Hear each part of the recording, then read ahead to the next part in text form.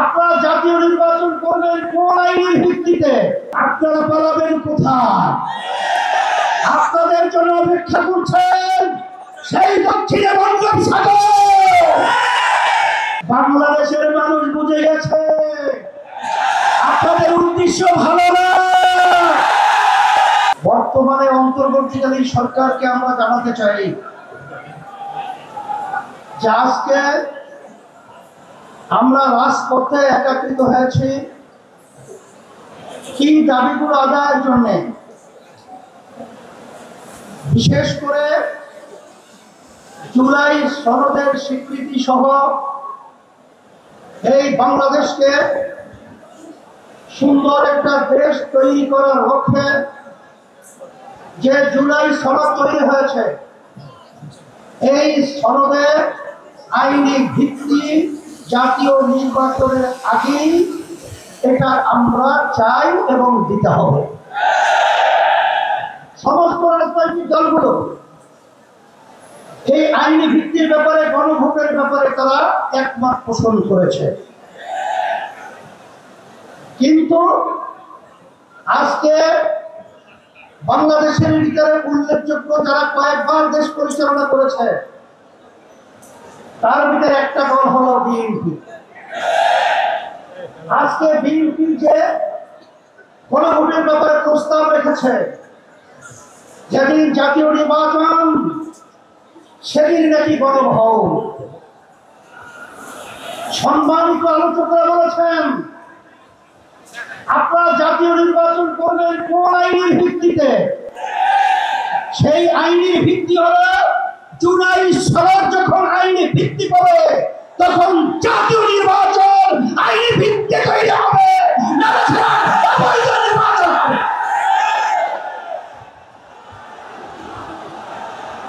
আজকে আমরা দেখেছি সেই গণের মধ্যে সেই 2024 জুলাই এবং আগস্ট, যখন জুলাই 17 তারিখ বাইতুল মুকাররমের উত্তর গেটে আমি তখন বলেছিলাম যে আজকে আমাদের সন্তানদেরকে যেভাবে পাখির মতো গুলি করে রাস্তার ভিতরে আজকে লুকিয়ে রাখা হচ্ছে, আমি বাংলাদেশের সর্বশ্রেণী ছাত্র জনতা আলেম ওলামা হাফেজ সহ সবাই কোথাও আহ্বান জানিয়েছিলাম যে এখন আমাদের ঘরে বসে থাকার সুযোগ নেই, ঘরে বসে থাকার সময় নেই। আমরা আজকে রাস্তায় আসবো, ফ্যাসিস্টকে উৎখাত করব, বাংলার জমি থেকে কারাগারের উপরে নিক্ষেপ করব। বাংলাদেশ মুক্ত হয়েছে। এই হিসাবে আজকে আমরা লিখেছি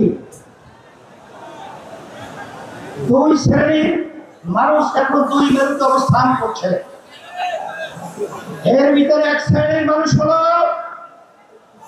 যারা নাকি আমরা দেশপ্রেমী, আর এক শ্রেণী হলো ক্ষমতা প্রেমী।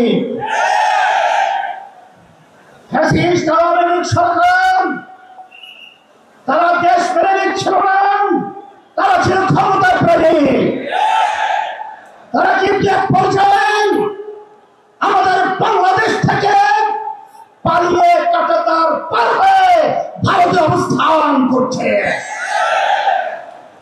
নব্য যারা ফ্যাসিস্ট হওয়ার চিন্তা করছেন, যারা গণভোট নিয়ে নির্বাচনের আগে যারা তালবাহারা করছেন, আমি তাদের উদ্দেশ্য করে বলতে চাই আজকে বাংলাদেশের ছাত্র জনতা সর্বশ্রেণীর মানুষ আজকে জুলাই ভিত্তিক আইনি সর্বপ্রথম চায়, তারপর জাতীয় নির্বাচন চায়।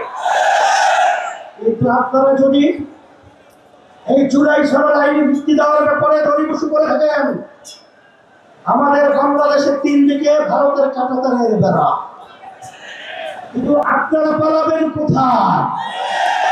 আপনাদের জন্য অপেক্ষা করছেন সেই দক্ষিণে বঙ্গোপসাগর। এছাড়া কিন্তু আপনাদের পালাবার কোনো জায়গা নেই। সেই হিসাবে সতর্কতা আহ্বান জানাবো। ভালো করে বুঝে নেন অন্তর্বর্তীকালীন সরকারকে আমি অনুরোধ করছি, আমরা অনুরোধ করছি যে আপনারা যখন আমেরিকায় গেছিলেন তখন তিনটা উল্লেখযোগ্য দলকে সাথে নিয়ে গেছিলেন, জামাত ইসলামী বাংলাদেশ, বিএনপি, এনসিপি। কথা ঠিক কিনা? আপনারা জাতীয় নির্বাচনের আগে গণভোট থেকে আপনারা কোন প্রক্রিয়া, কোন হিসাব রাখবে, অঙ্ক শিখাতে হবে। আজকে এনসিপিও চায় যে গণভোট আগে হবে, তারপর জাতীয় নির্বাচন হবে। জামাত ইসলামও চায় আগে গণভোট হবে, তারপর জাতীয় নির্বাচন হবে। শুধু একটা দল বিএনপি, তারা ভোট চায় কখন? জাতীয় নির্বাচনের দিন। বাংলাদেশের মানুষ বুঝে গেছে আপনাদের উদ্দেশ্য ভালো না।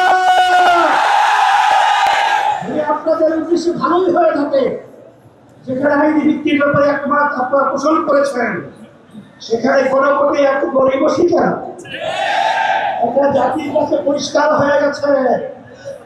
আমরা অন্তর্বর্তী সরকারকে বলবো, আমরা শান্তিপ্রিয়, বারবার রাস্তায় রোদ্রে আমাদেরকে পড়াচ্ছেন, আপনারা পড়িয়েছেন, আর কত রাস্তায় নামতে হবে? এরপরে পরামর্শ ভিত্তি আমরা বাংলাদেশের সর্বস্তরে মানুষদের নিয়ে এমন কর্মসূচি ঘোষণা করবো, আপনি গণভোট জাতীয় নির্বাচনের আগে দিতে বাধ্য হবে। বাস্তব দাবি